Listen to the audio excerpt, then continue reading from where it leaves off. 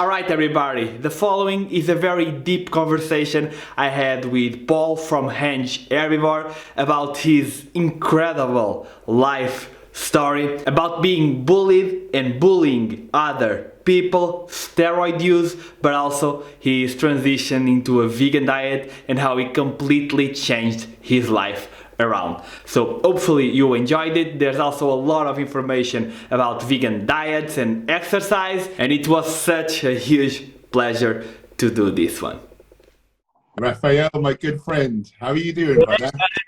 How are you? I'm great. You? I'm really good. How long has it been? Was it 2 years? I think. That was, yeah, I reckon. Was it like a London Veg Fest I saw you at? Yeah, London Veg Fest 2019. No, Yeah. 2018, I 18. think. I was going to guess 3 years. Yeah. Long time, man. You're looking just as handsome. You're looking just as huge. Oh, I love you. I always did love you. I remember the first time I saw you, I was like, this guy is huge. Yeah, well, you're all chiseled, and I'm jealous of that. So yeah, but you also got the shred. The grass is always greener. Yeah, that's true. So how things have been right there? Are the gyms open? No, they were open for a time, but they got shut again. So yeah, been a couple of months without a gym again. I'm just sort of maintaining, you know, I'm doing some pull-ups and some dips and some press-ups. And for my legs, I'm doing hill sprints on my bicycle. And that seems to be maintaining my quads, actually. Yeah. And of course, I'm getting some fitness, which I don't normally do, which is naughty. So it's good, really. It's good. Yeah, I mean, for a while, it's really good to change things up, and you can even get some more results. And a lot of people get worried about stopping the workouts for 2, 3, 4 weeks, and that's probably not gonna do a lot. I don't think I've really lost any size. Like it's quite remarkable, really. But I know last time I said this last time, and I went back in the gym and I felt as weak as a kitten in a lot of lifts. It was horrible, but it soon comes back, doesn't it? Muscle memory.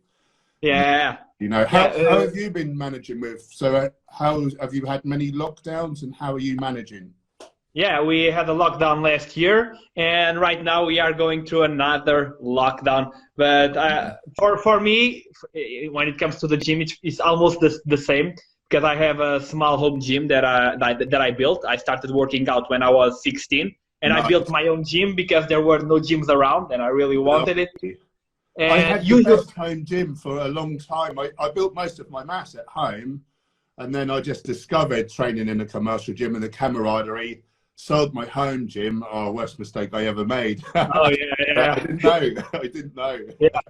Usually I do work out in the gym because, well, it's professional equipment. I can add more weights, and I do like the camaraderie. But yeah, for me, I can still pretty much do a lot of stuff at home, like pull-ups, bench press, dips, barbell rows, all the good compound exercises.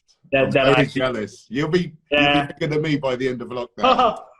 Still, I think you could quit working out and just eat whatever you wanted, and I would still be solid. But that's actually really interesting that you haven't lost any muscle mass, because most people don't realize this, but maintaining muscle mass is actually pretty easy if your diet is on point, and I'm guessing that yours is still on point. Yeah, you know, I'm taking in 4.3 thousand calories. I know that's what I need to maintain. Getting the protein, easy on a plant-based diet. A couple of scoops of Vivo and just whole foods. You're very whole foods based, aren't you? Yeah, I'm whole foods plant-based. How much are you weighing right now? 16 stone 4. You probably don't know stones. No idea. about 105 kilos, I think that is. Oh, okay. Jesus, do you know how lucky you are? Because on my last bulk, I was weighing just 80 kilos. And to get to 80 kilos, I needed to eat 4,500 calories. So I have a really, really fast metabolism. And man, that was hard. Do you have any tips for the people watching on how to eat more calories, especially on a whole foods plant-based diet? That's the trick, isn't it? That's the trick. So basically, I eat the same food types all the time, the same as you, I'm going to guess. Legumes, whole grains, fruits, vegetables, nuts, and seeds. On a bulk, though, I'll go a bit higher in fats. So I'll have more Okay. nuts, seeds, whole nut and seed butters, avocados. I find smoothies to be a good strategy. So drinking some calories. So my breakfast will be like a 2-litre smoothie. 4 litres, 2 litres is bad enough. Lots of dried fruit, lots of tropical fruits. And then things like apples, oranges, which are a lot of water and fewer calories. Yeah. I take them for the cutting cycle. So bulking or cutting, I'm eating a big lot of food, the same amount of volume of food, but on a bulk, more calorically dense, on a cut, more calorically deplete, like low calorie vegetables. You can eat as much as you want, can't you, really, on a cut? Yeah. If it's lots of veggies, there's no way you can overeat them. There's all water and fiber. And it's like a cheat code to fat loss. That's the easy bit. Sometimes bulking is harder, but fat loss is the easy bit on a vegan diet, I think, on a whole food diet.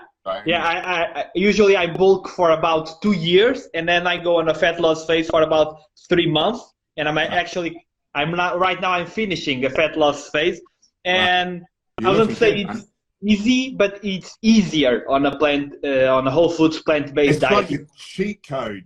It's like a cheat code to fat loss. I think we should bang on about this more because nearly everyone, half the world and their dog at any given time are on a fat loss diet, aren't they? And we struggle, in my 30 years of bodybuilding, I've eaten every single way, like from keto to whole foods plant-based. And this, with the whole foods plant-based, the only way which is sustainable, it's sustainable forever. With any other diet I've done, it used to be a lot of chicken. I don't have, like a meal would be like chicken, like a tablespoon of olive oil, because I didn't know better, a couple of stalks of broccoli if you're lucky, and a little tiny bit of rice. And I was miserable. I was hangry, and I didn't have fun, and it was a struggle. But now, dieting, the weight falls off, you eat mountains of food, and at the end of a diet, I don't get that rebound where I'm mega hungry and suddenly I want to smash calories in like I used to.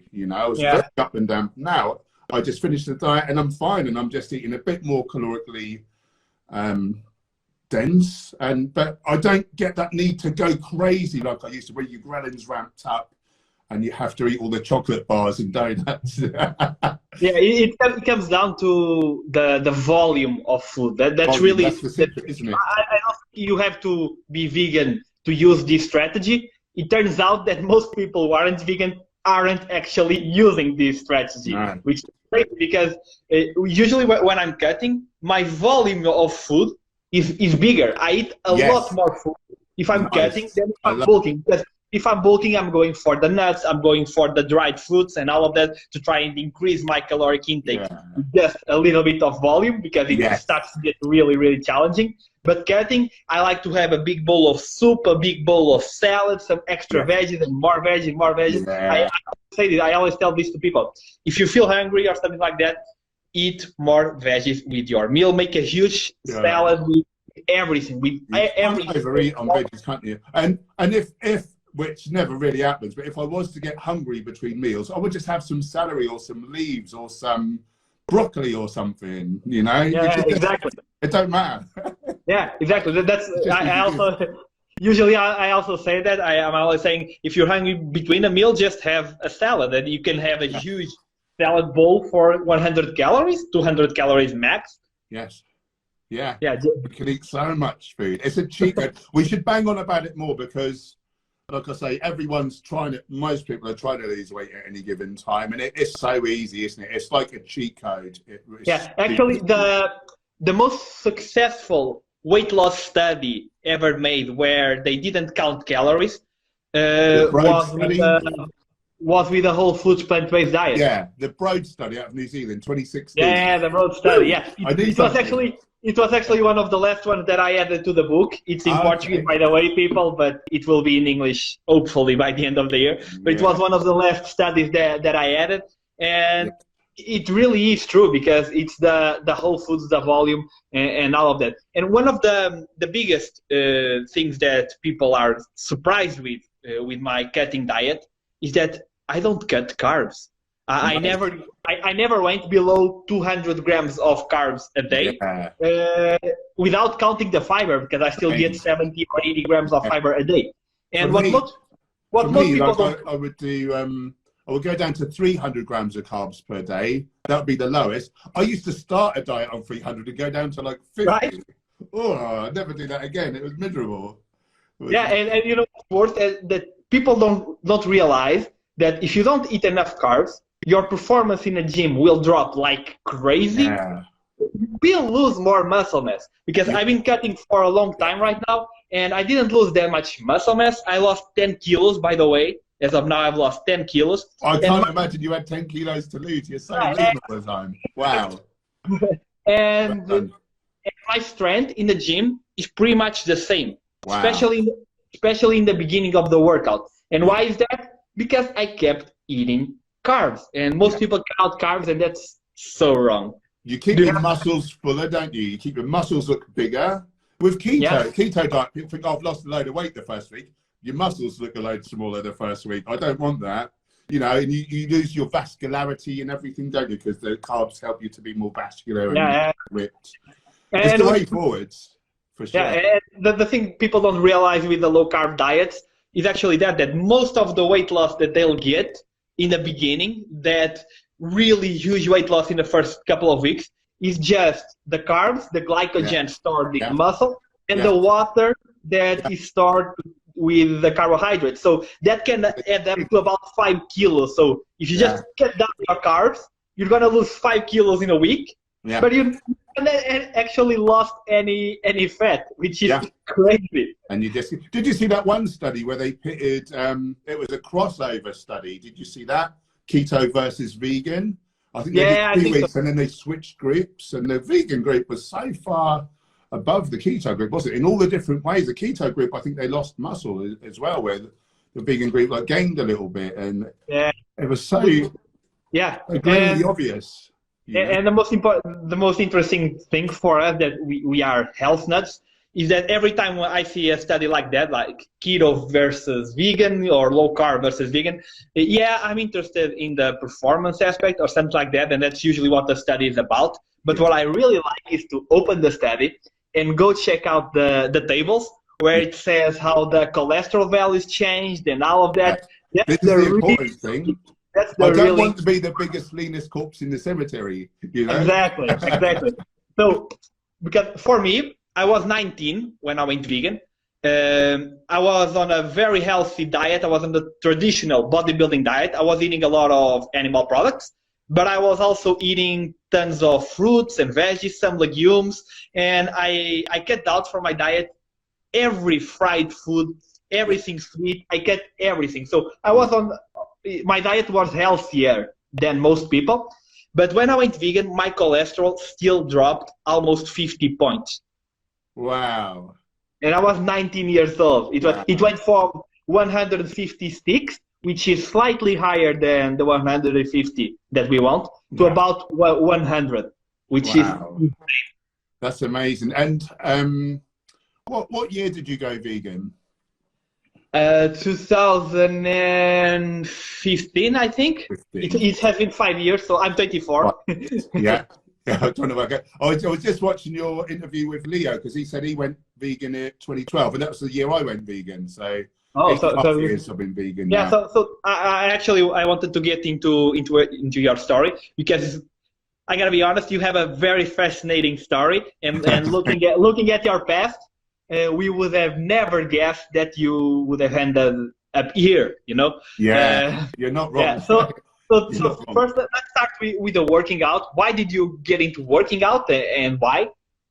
As a child, I was not able to stand up for myself very well, you know, and I got a little bit of, found out what it's like to be bullied, and I didn't like it. I didn't like it. So I started doing fighting arts, karate, boxing, kickboxing, lifting weights. How old were you? 15, when I actually finally got the balls to start going to gyms and things. So 15, so like 32 years ago now. 32 years. Yeah. And I was just scared. I was just scared, and I had enough of being bullied. And then I kind of went the other way, I'm sorry to say. Like, I got offered a job as a doorman, got into that sort of murky world, I overcame my fear, and then fighting became like an adrenaline sport for me. And I enjoyed, because I had grown and I was confident now. And I wasn't a bully, but any excuse to show everyone how tough I was now, you know, I would take it. And I was a horrible person. I'll put my hand up and say, oh, I was an a-hole. I was an a-hole. I sort of lived to have that, you know, that reputation as the person you don't mess with, you know. Not because I was tough, because I was scared. Inside I was that scared little boy. That's what it is. It's all insecurity. So BS. How did you overcome that insecurity? Just by doing. So I became a doorman, you know, I got into some fights and learned I can sort of look after myself. But I got up to 136 kilos. So, you know, and I would just intimidate people, you know. So, yeah. And it's seductive, you know, all the violence and this womanizing and then the drugs and everything that comes along, you know, all party drugs and things. I went really into a dark place, dark place, all out of insecurity. Yeah, it's crazy. And I'm really interested in knowing, how did you get out of there? How did you become the Paul that we know of today? Yeah, I think partly it's meeting my partner Gemma, because she was very gentle and kind, and I admired that, and I thought I want to be more like that. You know, and yeah, just slowly over time. The reason I stopped doing the door work, I had this nightmare, and in my dream, the police came up to me and said, "Oh, that guy you hit last week, he's just died in hospital. You're coming with us." And they put the handcuffs on me, and I woke up with my heart racing, and for a minute I thought it was happening. I thought it was true, and that was it. I thought, what am I doing? A couple of weeks earlier on the street where I worked, which was Prince of Wales Road, a customer came at a doorman like 3 times, and the doorman like shoved him back 3 times to make like a safe reactionary gap. The 3rd time the man fell and hit his head and he died, and the doorman was on a manslaughter charge. And I thought, you know, I guess that's where the dream came from, and that could have been me, you know, that could have been me. And I thought, what am I doing? This is stupid. And so I got out of door work, and just slowly over time, I think the real turning point in my niceness was becoming vegan. It was becoming vegan. Okay, how did it happen? So my partner Gemma, she went vegan for her health because she suffers with autoimmune thyroid disease called Hashimoto's. She did all the research, like you've said you've been doing, and she looked at like the China study and different things, and she will look scared because I was eating 500 grams of animal protein a day as a bodybuilder. Yes. I didn't even count plant protein because I was an idiot. Yeah, and so she looked really frightened, and she said, "You need to change." I looked at the data, and then I was frightened. And the graph that really sold it to me in the China study, there was along the bottom was countries. So affluent on the one side, which was like up to sort of towards America. And then down the other side was Laos, Cambodia, Thailand, the poorer countries. The green lines were a percentage of whole plant foods. So on one side, nearly 100%. Down to the other side was 6% towards America. And the red lines were deaths from heart disease, cancer, etc. And it was that total inverse relationship. Yeah. Sugar. I won't swear because this is your stream. You know, I'm eating more animal products than anyone I've ever met. I've yet to meet anyone who ate more than me. And I thought, wow, I'm going to kill myself tomorrow if I carry on. So then I was scared. So I gave it a go. I went like, by way of calories, I went 98% whole foods plant-based, but I kept in a couple of servings of like grass-fed dead cow and 3 servings of wild salmon, which I didn't even enjoy, but I thought, well, we've been eating fish. Do we need the DHA? We've been eating meat. Is there something in there that we need to eat? And then I think it was about 5 or 6 months I was eating that way. And just one day I'd made this burger, you know, lovingly made this burger with all the seasonings and some onion. And I took a bite, and it just seemed, compared to the rest of my food, which is really delicious, it just seemed dry and a bit greasy and a bit nasty taste. And I thought, why am I don't want this. And I just reread the data, and I just saw, you know, essential nutrients. We can either get them from plants or we get the precursors from plants, and we make them into the animal version, the same as the other animals, the poor animals that we eat, you know. And we just need a bit of sun and a B12, and a lot of meat eaters need B12 anyway. So why am I doing it? And that was it. I never looked back. Never, ever, ever. I didn't miss animal products. I think I was eating so much animal products. I was so glad that I didn't have to eat it anymore.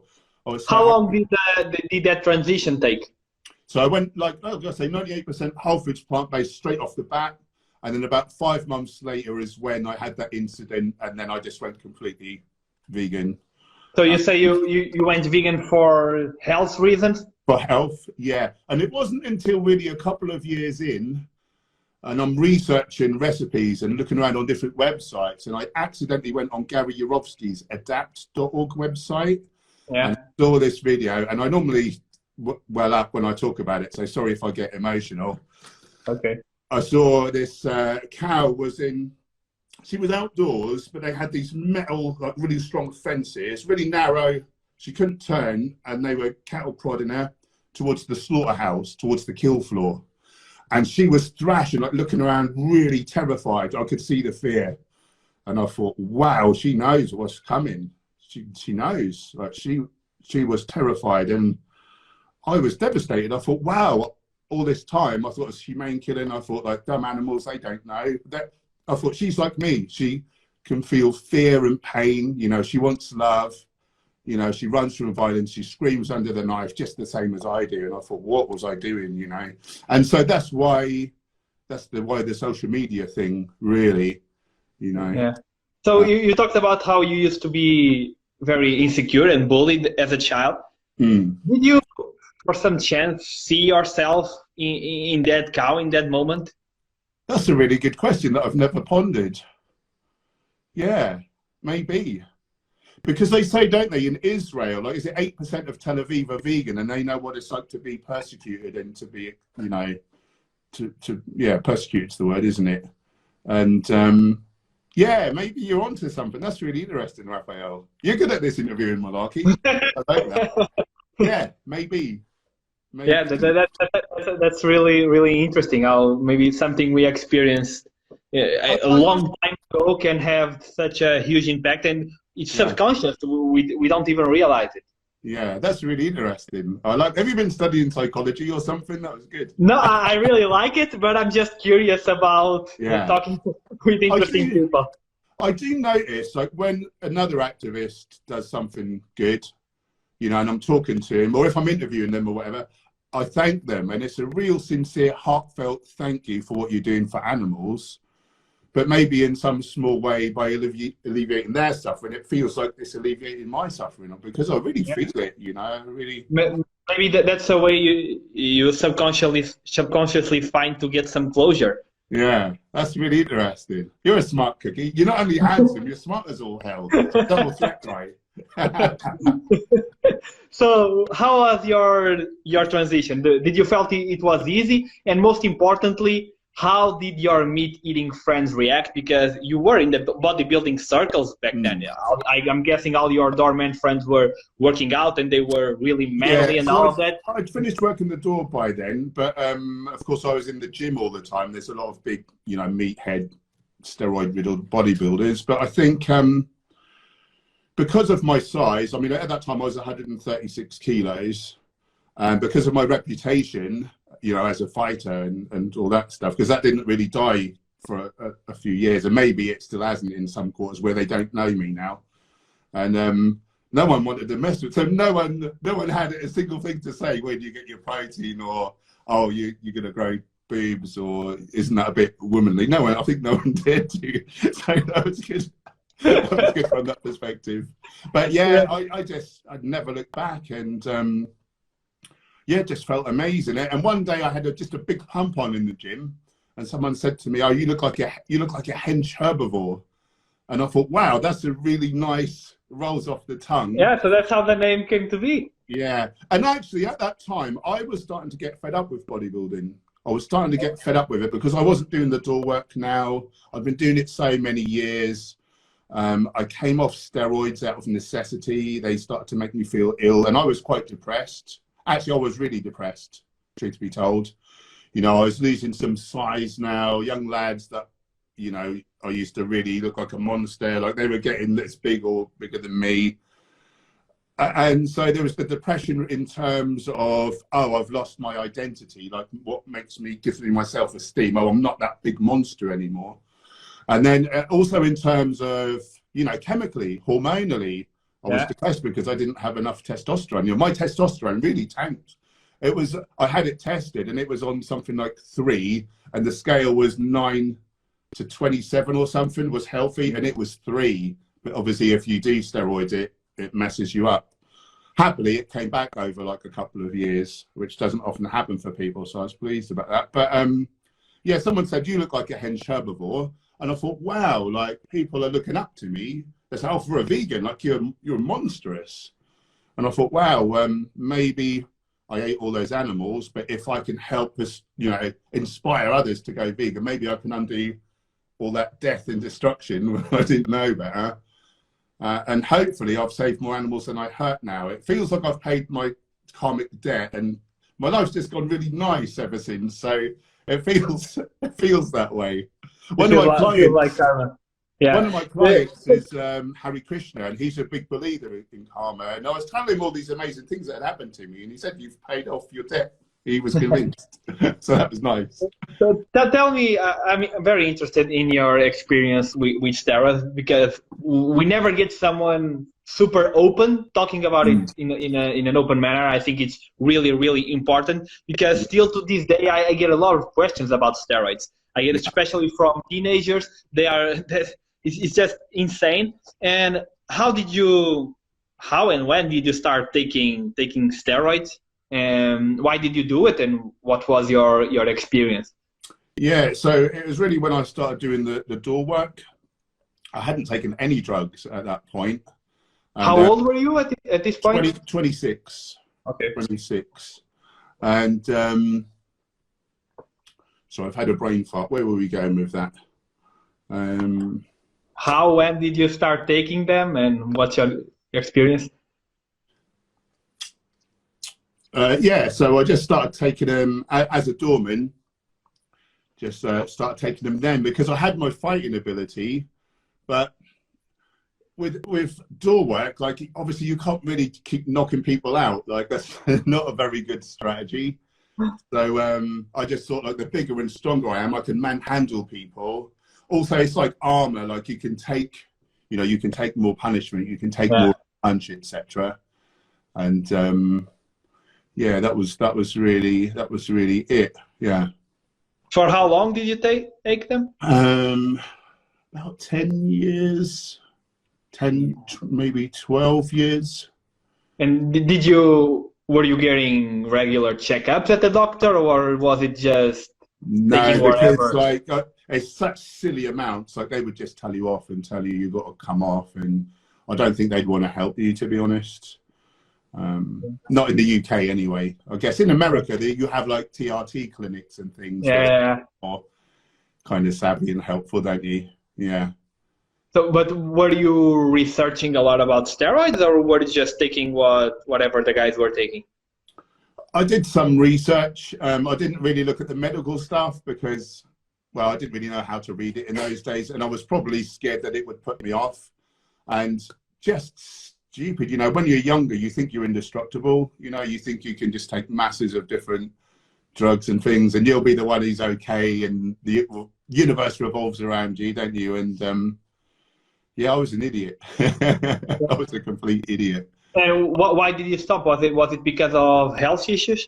Yeah, for some reason they started just making me sick. Every time I would take them, I can't even really remember the symptoms now. It would be like sort of this kind of flu-like symptoms, what people used to call like roid flu, just fluey, achy, really tired.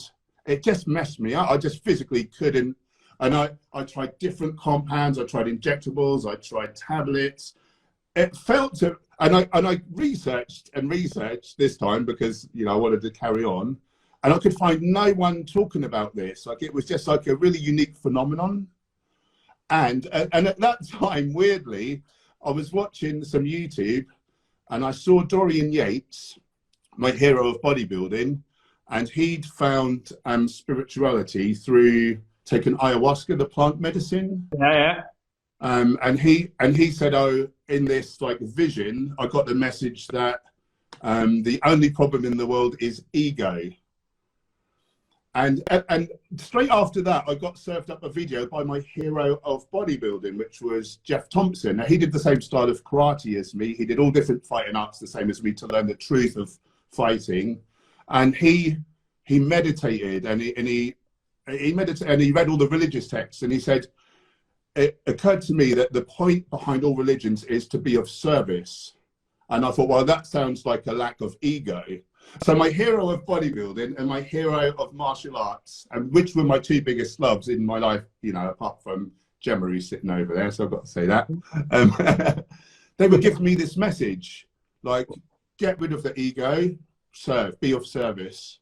And I thought, wow, I can help people, I can help the planet, I can help the animals by focusing on, you know, spreading this vegan message. And that's how I got out of my depression. That's how I got out of my depression. Have you read the book Man's Search for Meaning? No, Man's Search for Meaning. Who's that by?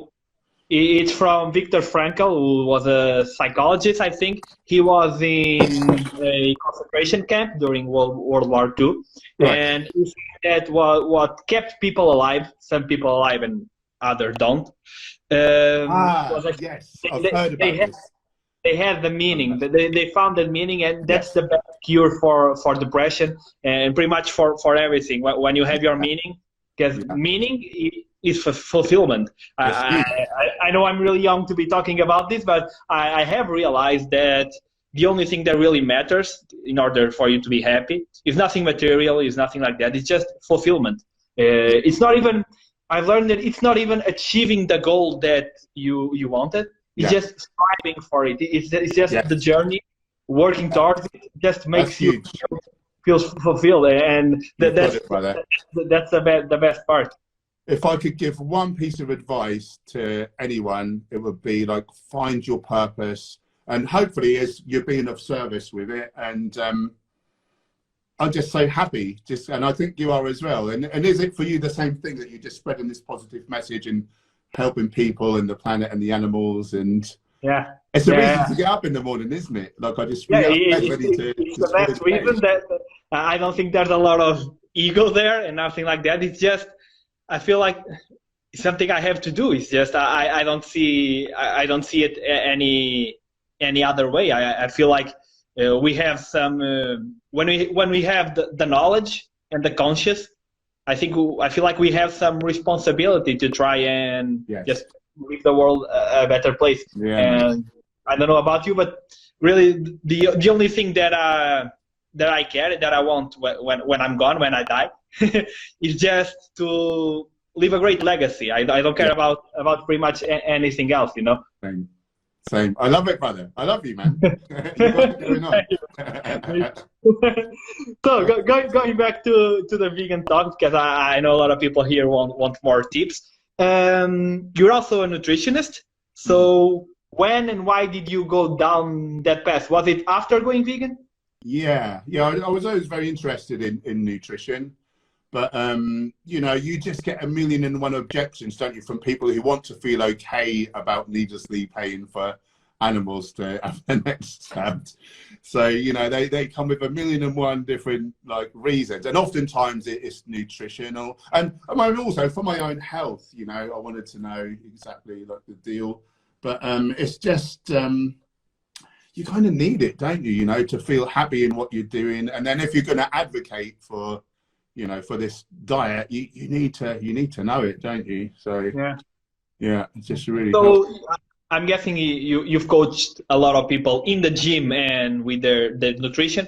What would you say are the main mistakes people make with their training routine, but also in their diet? Not necessarily with a vegan diet, just in general. What do you think are the biggest mistakes?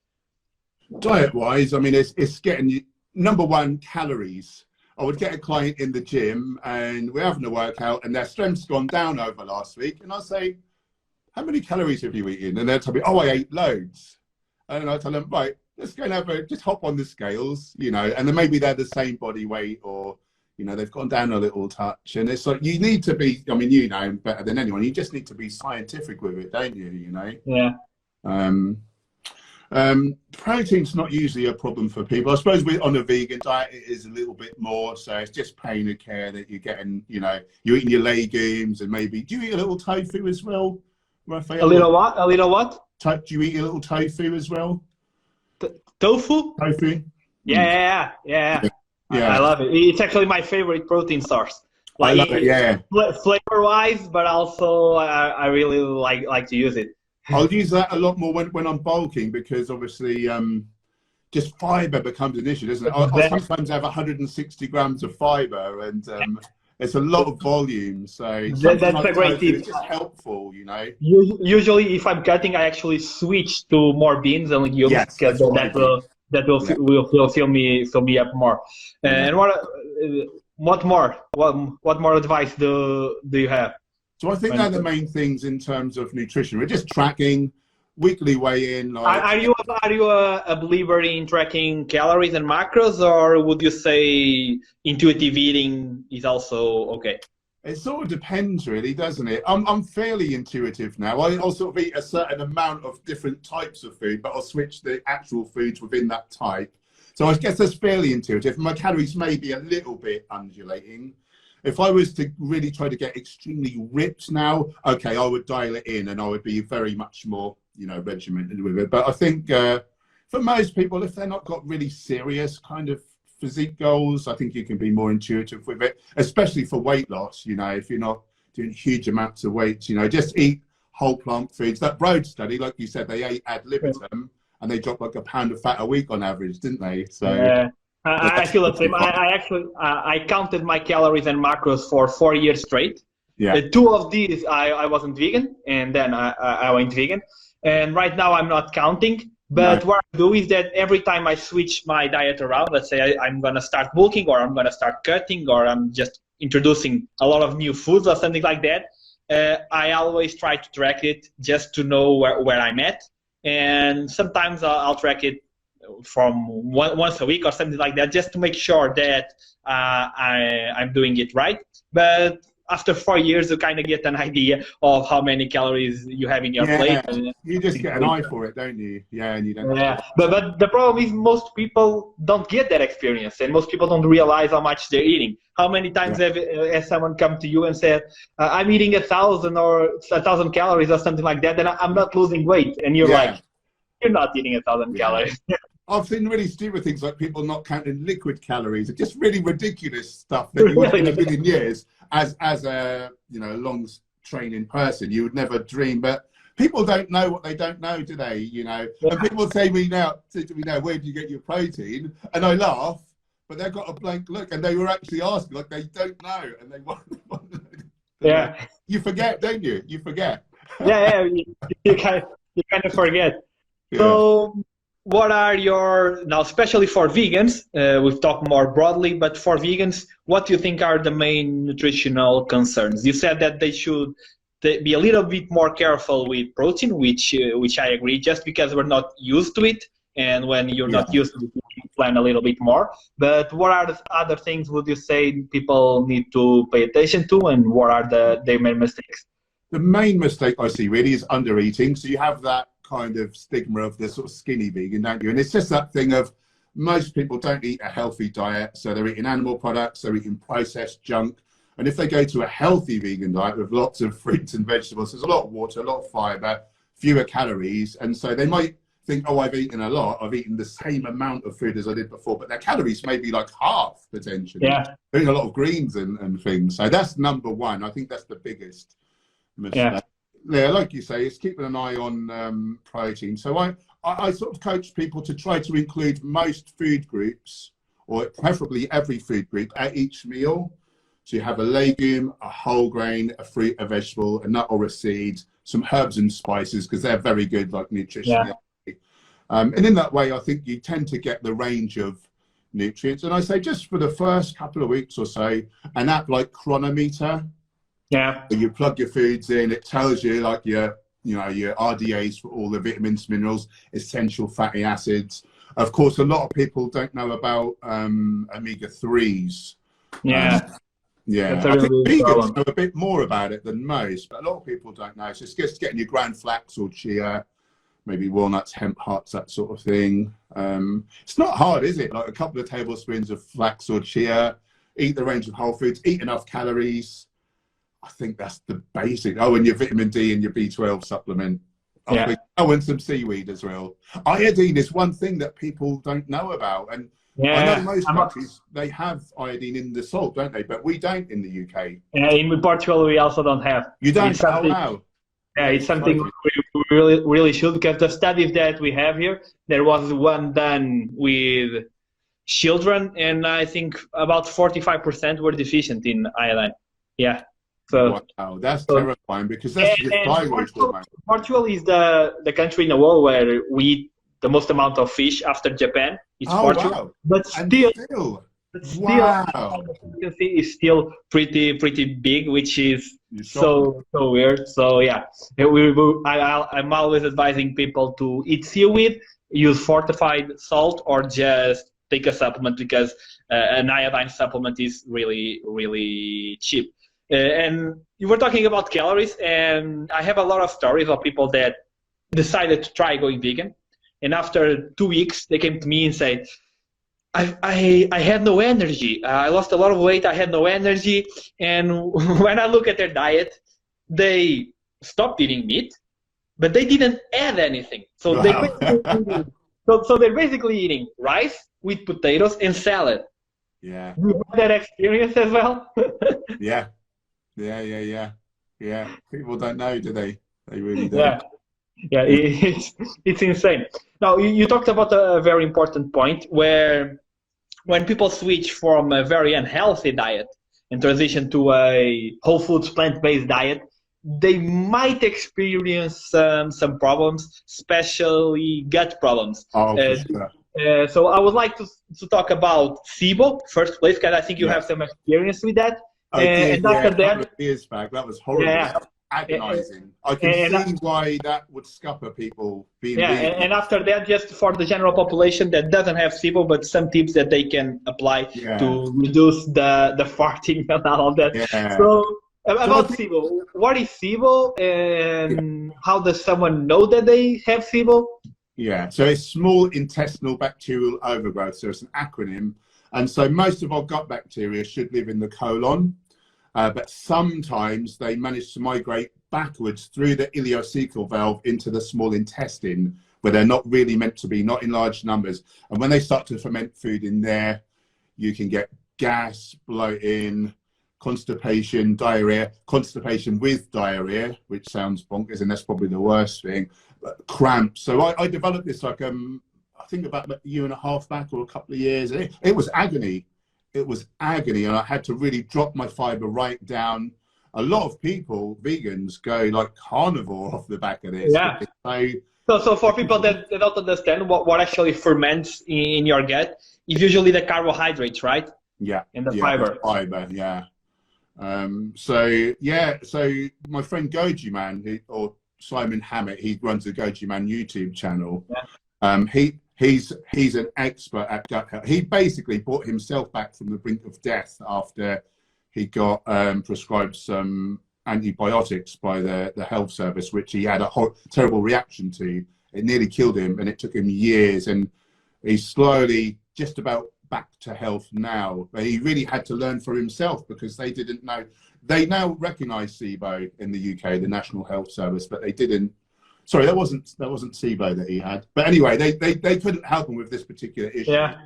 And he had to learn it all for himself. So he did like a PhD. He's now doing a master's. He's a genius at gut health. He's an absolute genius. He provides the test kits for cost price. And then people can... So I did a test with him, basically. And I saw that I had SIBO. And he will... You can either... interpret the results yourself and try and do your own treatment, or you can do a consultation with him, which I recommend. And he prescribes, rather than doing like a harsh antibiotic, and I don't really want to name the things, because some people might do it without doing the test. But he prescribed me 3 natural antimicrobials, And it was about 6 weeks or so, and it cured me. To be honest, I felt better more or less from the start of treatment. There was a bit of a confounding variable because I started a cut. I was on a bulk, also started a cut at that time, so the feed volume was less. But I was from agony to fine within a few days, basically. Yeah. And I stayed fine in the 2 years since. Yeah, that's actually really interesting because there's a lot of, most people who have SIBO and have the symptoms and all that, they don't know that they have SIBO because, like you said, it's not very well known. It's really hard to get someone who is a specialist on it and knows a lot about it. So some people spend years suffering with this type of stuff, and in about a month, 6 weeks, you got yours fixed. Yeah.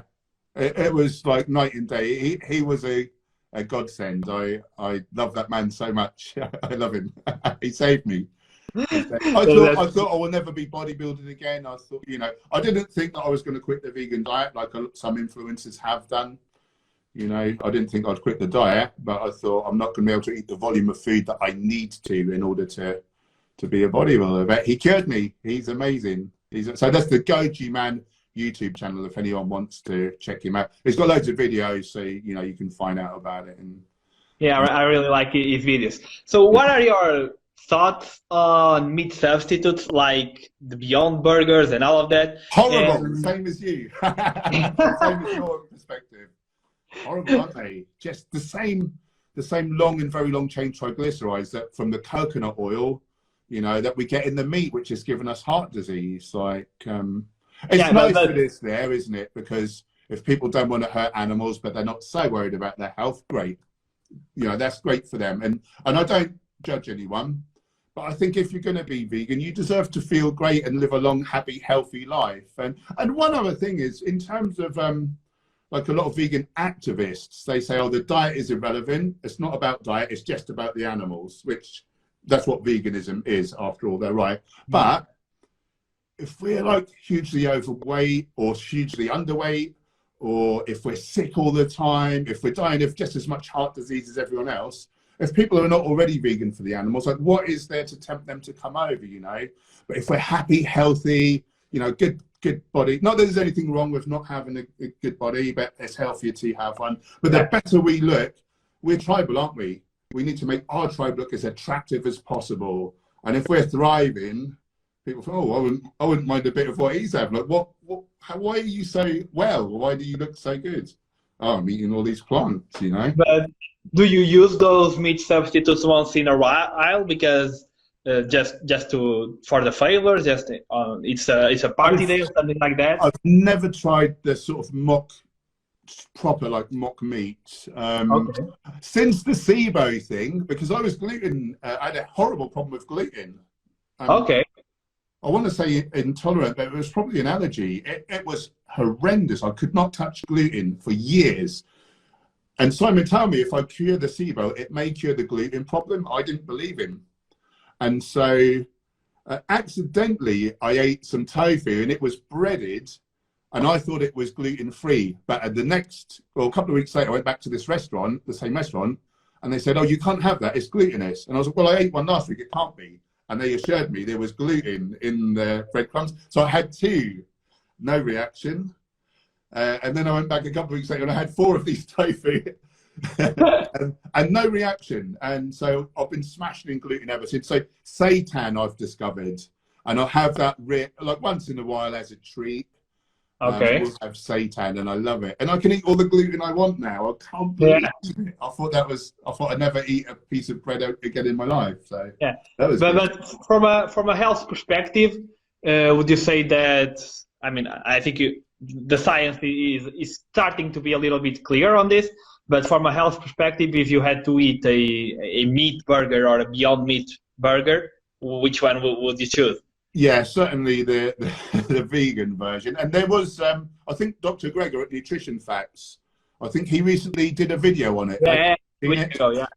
Yeah, and I was surprised. He said that they were quite a bit better, actually, which surprised me. I thought they were going to be about as bad. So I think it's just that you don't get you can have lower saturated fat, obviously, Yeah. depending on the burger. You don't get the cholesterol. You don't get, maybe depending on the burger, you might get heme iron or don't, depending on if it's an Impossible Burger. I think there's heme iron in there. You don't get the NEU5GC, that red meat molecule that may cause cancer and all of that. So I do think that they're a healthier option. And most importantly, there was a study that came out last August.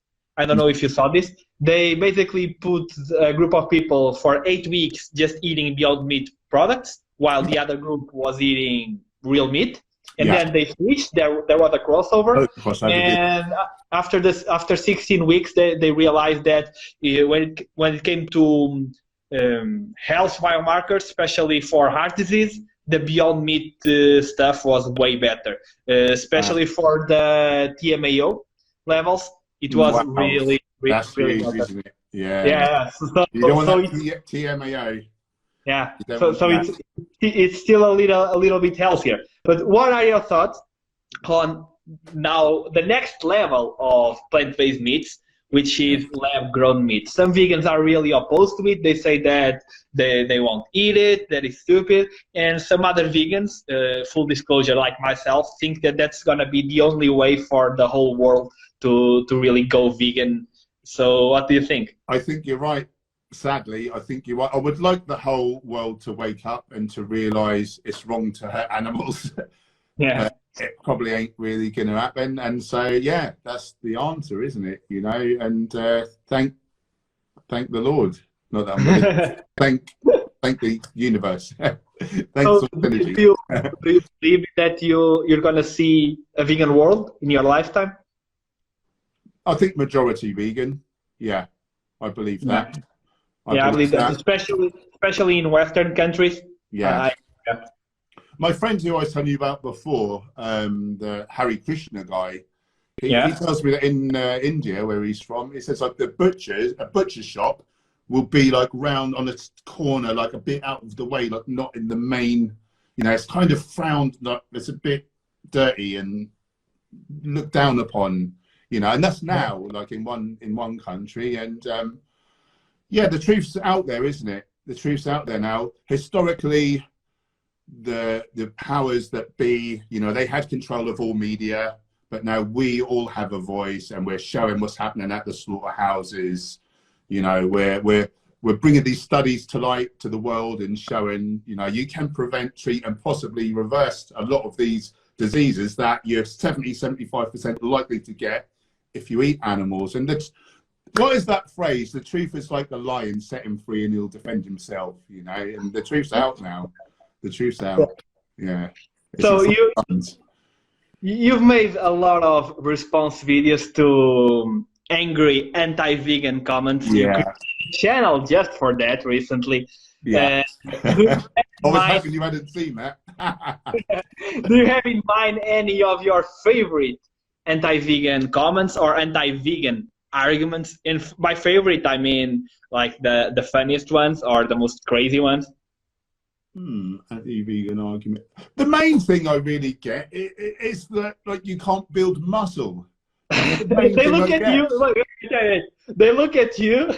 I know. And they say, I went and did a talk at this vegan meetup group in Ipswich, in another town near where I live. And after the talk, we went and we did some outreach. And this man was telling me, and it was a summer's day, I had my top off, and the man was telling me we need meat for protein. And I just fired my pecs, and his jaw hit the floor. And I said, do I look like I'm struggling? And he wasn't intimidated, but immediately he was interested in what I was saying, because I'd proven it. For some reason, he couldn't see it until I fired my pecs. So that's do you know what I mean? Be the change you want to see, you know, be that living example, you know. Exactly. So would you agree that the most effective way of vegan activism would be that way, to just lead by example, spread positivity and all of that? So, yeah, I really believe that. Yeah, I think that's huge. I think that's really huge. Me too. do you usually talk about veganism with the people, the non-vegan people around you, or do you usually just do it on social media and all of that? It Because comes up. It comes up. for myself, I usually don't talk about veganism Yeah. everyone around me. For once, because with the people around you, you have no authority, so no one really cares about what you do. It doesn't matter what you do; you'll always be the same. But also, I feel like I just want to be the example, show that I can build muscle, stay healthy, do all of that, and still be vegan. And when people feel interested in the diet, in the lifestyle, they can ask me more questions. They can start making some changes, and we do make some vegan meals here at home. But yeah, do you have the same experience? Yeah, I don't beat people over the head with it. But you know, anytime I go somewhere, somehow it always seems to come up. Be it in a taxi with a taxi driver at the local shop with a person saying, "Oh, you're buying a lot of vegetables," and it seems to come up. And I've talked to a few people around. Like this guy commented on my YouTube channel, and he said, "Oh, I was your taxi driver 2 weeks ago. I've gone vegan. Thank you so much for showing me." And yeah, that's happened quite a few times. Things like that. Yeah, it's really nice. You know, I don't beat people over the head with it, but I just try to be that example. And if it comes up, like with my PT clients in the past, when I used to be a PT, half were vegan, half were omnivorous. But the omnivorous ones, where they had aches and pains or like some kind of bit of disease, or, you know, I would say, well, you know, if you ate a bit more plants, like, you know, and some of them did, and some of them became vegan, you know. Did you feel that? Do you feel that you recover better from your workouts?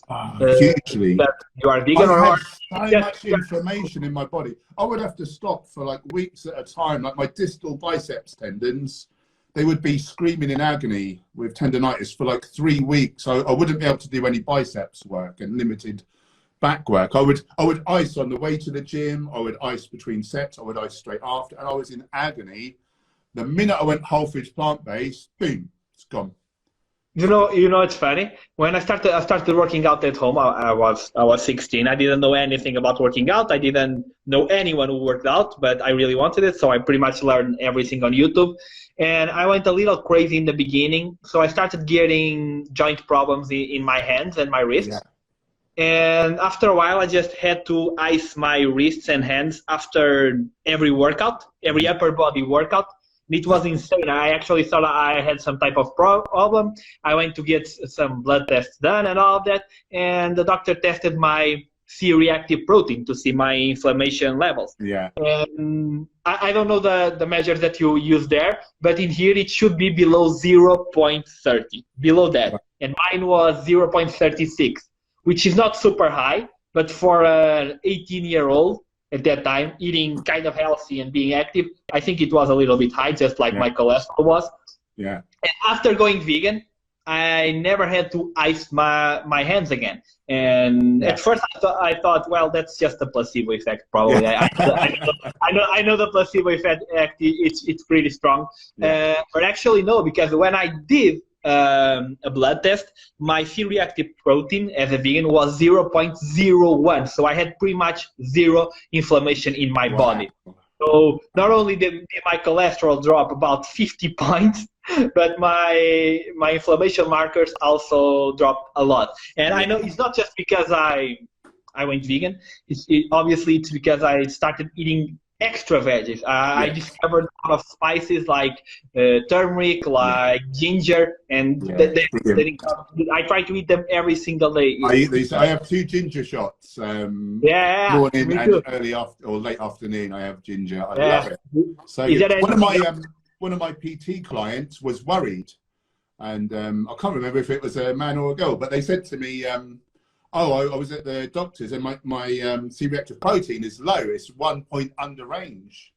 And they were scared and the doctor didn't know. But of course, like even your average vegan, you will be a bit under the range of an average sick population because most people are sick walking around and we're not. Yeah, actually, I had that experience because the nurse that took care of my blood samples back then, when they saw that my cholesterol was about 100, my total cholesterol, they actually asked my mother if I was sick, if I had any problem, Wow. because they never seen anything that low. Yeah. Another of my clients stopped because he was type 2 diabetic. He didn't need his insulin anymore. He stopped taking it because he didn't need it. He was a taxi driver. And over here, like they say that once you're on insulin, like if you're type 2 diabetic, you need insulin for the rest of your life. And by law, he has to get this insulin or he loses his license, but he just throws it in the bin. They just don't know. They really don't know. Yeah, it's insane, and we have really good science to support the diabetes. So yeah. It's just mad, insane. Yeah, catch up. That's one of the things that drives me. That there are so many people suffering with these kinds of conditions that they shouldn't be. They really shouldn't be, and it makes no sense. And most of the time, it's just lack of information. Yeah, yeah, it really is. It's all there. It's all there. I don't know. I guess it's the way, particularly when you hear in America that doctors are reimbursed and it's all pharmaceutical driven and there's no money there. You know? They don't learn about this. They don't learn. And the problem is once you're out of college, and I know a lot of this with nutritionists here and doctors and all of that, you have so much work that after working, you don't want to come home and research more, read more about new stuff. So people kind of get stuck in time. Yeah. That's exactly it. Yeah. I like what Leo was saying. You know, he just couldn't put himself through all that because it's just nonsense, just such a waste of time. When the lifestyle medicine is the key, like drives you nuts. Yes, he said. I'm just going to answer this. Is he staying online for some time? Yes, this is going to stay here on this Instagram page, but I'm also uploading it to YouTube. So you can go there, you can watch it with 1.2 or 5 times speed, which I do with all my podcasts because I try to learn a lot. Learn more.